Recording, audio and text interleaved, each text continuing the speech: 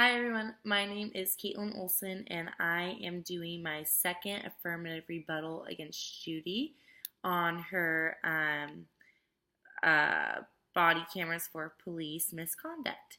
So for the first point, she kind of goes over why the body cameras are important and also why body cameras are good and why they are not required right now for police officers to wear. And I kind of went against that and said that police officers can always forget them at home, not sure if they're always on or working properly until someone checks the footage of it. So with that, I'm going against it. And with drones, you actually have better footage of anything like that, police misconduct, crime, anything like that, because you have live footage that you can actually check to see, and it has better accuracy. So instead with a police body camera, you can only see the victim or the other person that's involved along with what's going on. So with a drone, you can kind of scope out a better accuracy of exactly what's going on, if there's a crime, like a police chase, a fire, anything like that, to really get the full focus of the situation rather than just the one-on-one communication. Let's see. And that you can see the footage live.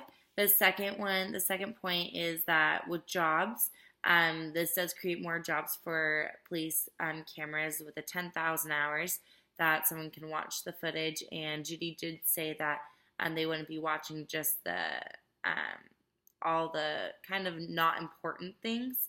It would just be the one-on-one communication with the police officer and another person.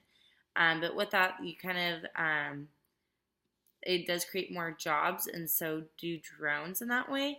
Like I said in my personal affirmative, that in 2020 there will be at least 10,000 jobs being made for drones, and there's also universities around the country that are creating majors for this, along with preparing jobs for people for this. So, like I said, prepares 10,000 people for jobs.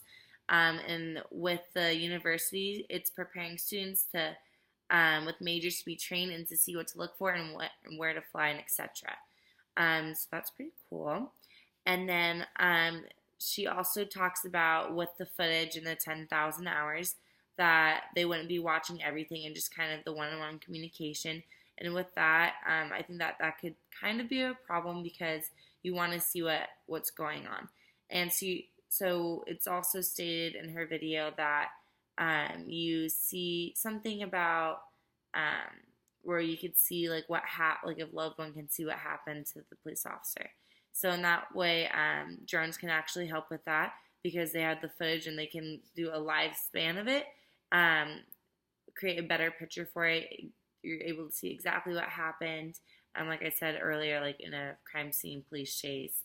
And with that, we can actually send out drones, like robot drones. So it saves more lives, it saves money, it's protecting citizens from any harm and more security. So let's say that there's a fire down the street, like the Canyon Fire. With a drone, you can actually see what spots it's in rather than sending out all these firefighters trying to go find the fire. And then the last point she had was funding.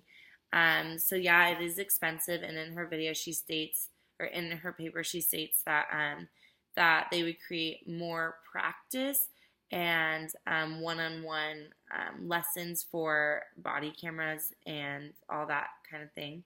It would cost about $2 million to send in someone to be hands-on with the police officers.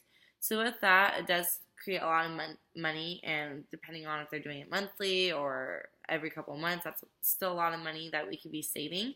So with drones, you save money compared to the body cameras that require multiple trainings.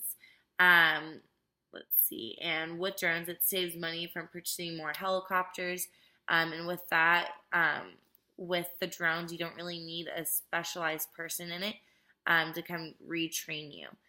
Because they're always being kept up to date, and with that, you're able to take online courses to do that, to the point where you don't need to hire someone to come in and do all that. That costs $2 million.